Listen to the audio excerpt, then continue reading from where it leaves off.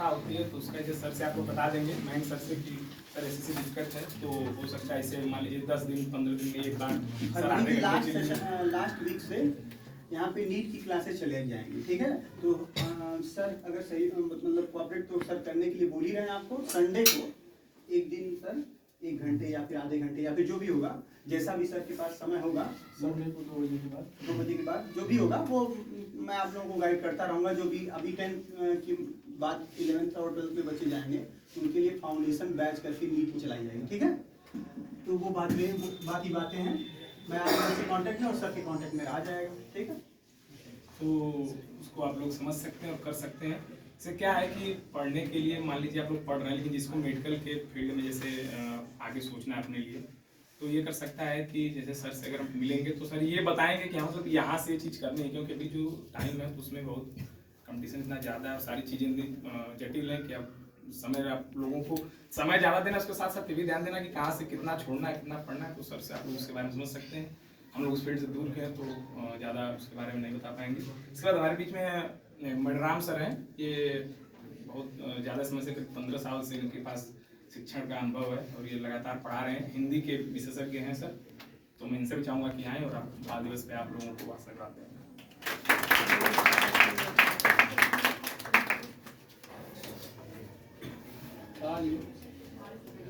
तो सबसे पहले हमारे यहाँ हमारे सीनियर जूनियर डॉक्टर साहब जितने भी लोग उपस्थित हैं, मैं सभी लोगों का धन्यवाद देता हूँ। और इस बाल दिवस के शुभ मौके पर हम लोग यहाँ उपस्थित हुए हैं। और सबसे अधिक धन्यवाद मैं उस व्यक्ति को देता हूँ जो कि शिक्षा के क्षेत्र में पिछड़े हुए हमारे इस क्षेत्र को, जिस क्षेत्र को कोई जानता तक नहीं था, और धीरे धीरे एक से बढ़कर एक यांत्रिक शिक्षण विधियों से परिचित करवाते जा रहे हैं। इस क्षेत्र को बिल्कुल विकास की तरफ अग्रसर करते जा रहे हैं, ताकि यहाँ ज़्यादा से ज़्यादा लोग देहात या दूर दराज क्षेत्रों से लोग आते हैं, जिनको विशेष शहरों में जाने के लिए मौका नहीं मिल पाता या कुछ आर्थिक कमियां उनको परेशान करती हैं।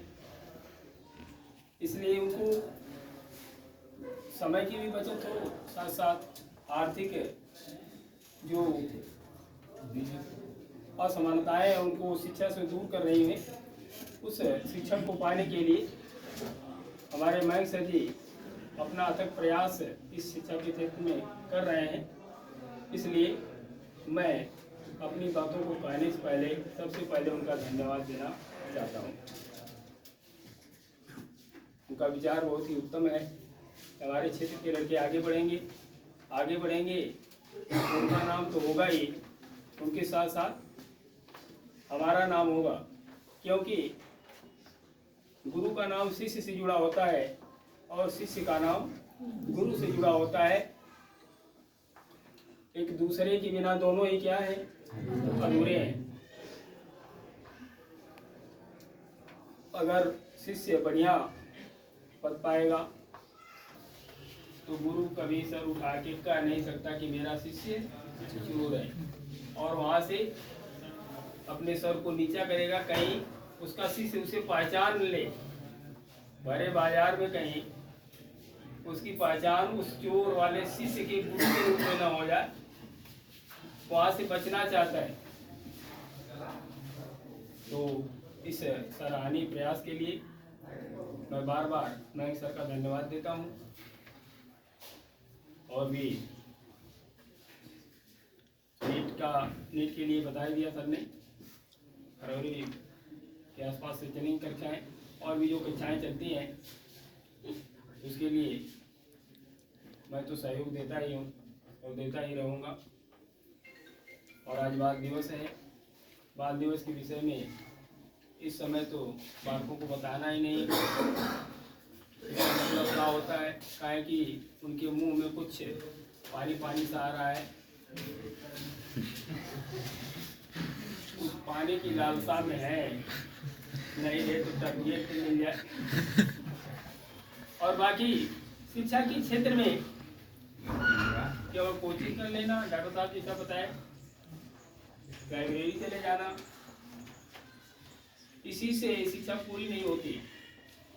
हमको हर चीज को रिवाइज करना ही करना होगा। कम से कम उसे खाली एक बार पढ़ते रहिए, बार बार वह चीजें अपने आप याद आ जाती हैं, अपने आप आ जाएंगी। नहीं भी आएंगी तो जैसे ही आप परीक्षा हाल में जाएंगे ना, ऐसा लगेगा कि आपके मानस पटल पर वह अंकित कर दिया गया हो और मानस पटल से उतर कर सीधे आपके एक्सरसाइज बुक पे उतर रहा हो। ऐसा होता है। अभ्यास से सब कुछ ही संभव है। कहा गया है, करत करत अभ्यास की जड़मत होई सुजान, रसरी आवत जात के सिर पर पड़त निशान। पत्थर पर भी रस्सी जो है निशान बना देती है। कारण क्या है? उसकी कंटिन्यूटी, उसकी निरंतरता, उसका बार बार अभ्यास करना। इसलिए हमको अभ्यास में बिल्कुल लगे रहना चाहिए।